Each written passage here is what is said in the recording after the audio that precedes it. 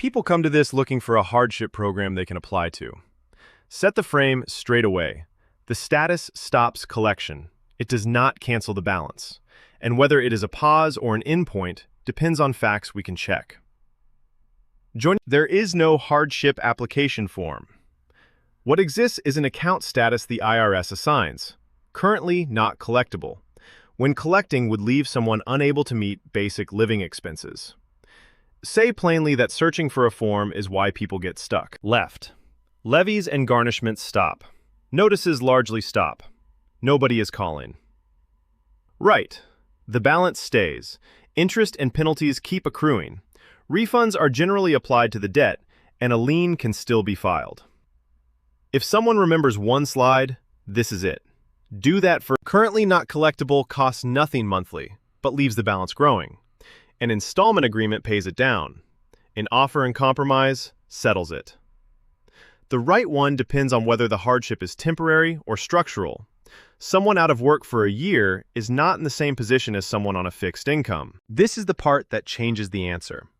The IRS generally has 10 years from assessment to collect, and hardship status does not stop that clock.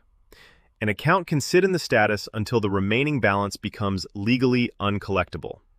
That is a consequence of the calendar, not something anyone can promise. National standards allow set figures for some categories. Local standards cap housing and utilities by county. Everything else has to be documented and necessary. The test is whether anything is left over, even a modest surplus, and they will want an installment agreement instead. Now, assets are the second half of the analysis.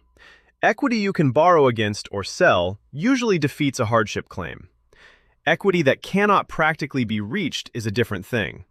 But the difference has to be documented rather than argued. The IRS reviews these accounts, and the status can end without much warning if income improves past a threshold. Staying compliant is a condition. New filings missed or new tax due can end it on its own. People are caught out by this years later. Businesses are treated differently. For an operating business that cannot pay, especially with unpaid payroll taxes and a growing balance, the IRS position is usually become able to pay or stop. Where it does happen, a ceased business with no assets, or the entity alongside a separate resolution for the owner.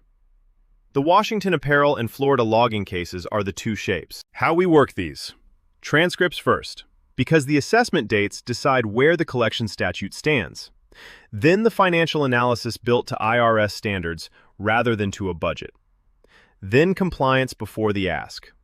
The Ohio Cleaning Company and Georgia Salon cases had different facts and the same underlying analysis. If a levy is taking money someone cannot afford to lose, this status can stop it while the rest gets sorted out. Whether it is the right move starts with transcripts. Give PFGTAX a call today, 888-572-2179.